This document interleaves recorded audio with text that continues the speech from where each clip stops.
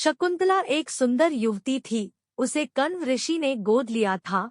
वह अपने पालतू हिरण के साथ वन में ऋषि के आश्रम में ही रहती थी। एक दिन हस्तिनापुर नरेश दुष्यंत वन में शिकार के लिए आया। उसकी निगाह सुंदर हिरण पर पड़ी। हिरण को देखते ही राजा ने उस पर तीर छोड़ दिया। हिरण पीड़ा से तड़पने लगा। शकुंतला उसे संभालने लगी। शकुंतला को वन के पशु पक्षियों से बहुत प्रेम था। उसके स्वभाव ने दुष्यंत के मन को छू लिया।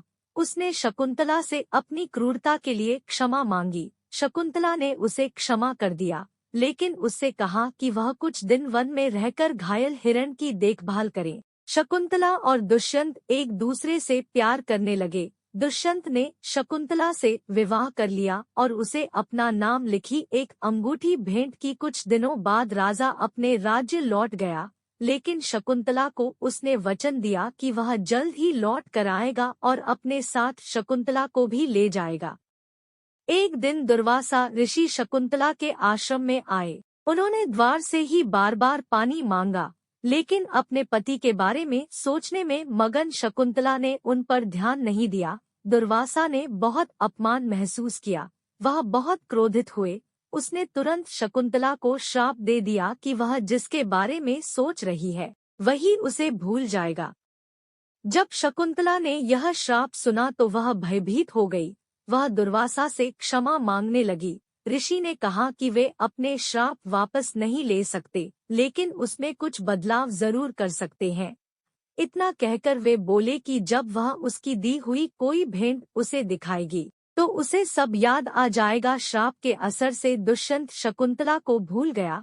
शकुंतला वन में उसकी प्रतीक्षा करती रही। कुछ दिनों प्रतीक्षा करने के बाद शकुंतला ने राजधानी जाकर अपने पति से मिलने का निर्णय किया। रास्ते में शकुंतला को एक नदी पार करनी पड़ी। दुष्यंत की दी हुई अंगूठी उसमें गिर गई। एक मछली ने उस अंगूठी को निगल लिया। जब शकुंतला राजमहल पहुंची तो राजा ने उसे नहीं पहचाना। दुष्यंत ने शकुंतला से अपनी पहचान साबित करने को कहा। शकुंतला तो उसकी दी हुई अंगूठी खो चुकी थी। रोते रोते उसने राजा को वन में अपने साथ बिताए दिनों की याद दिलाने का प्रयास किया, लेकिन राजा को कुछ भी याद नहीं आया।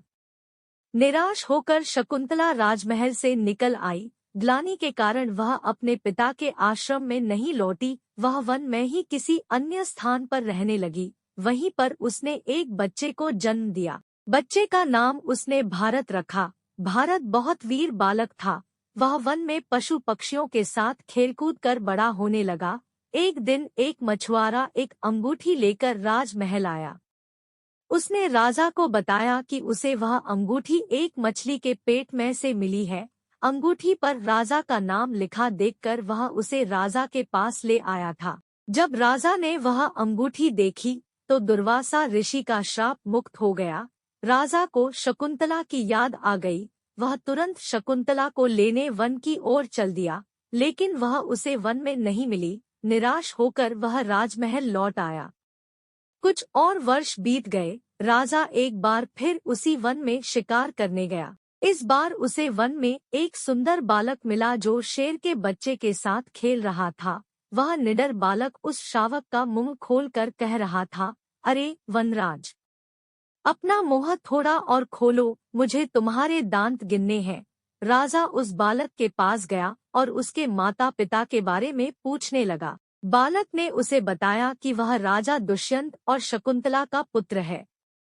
बालक दुष्यंत को शकुंतला के पास लेकर गया। दुष्यंत शकुंतला से मिलकर बहुत प्रसन्न हुआ।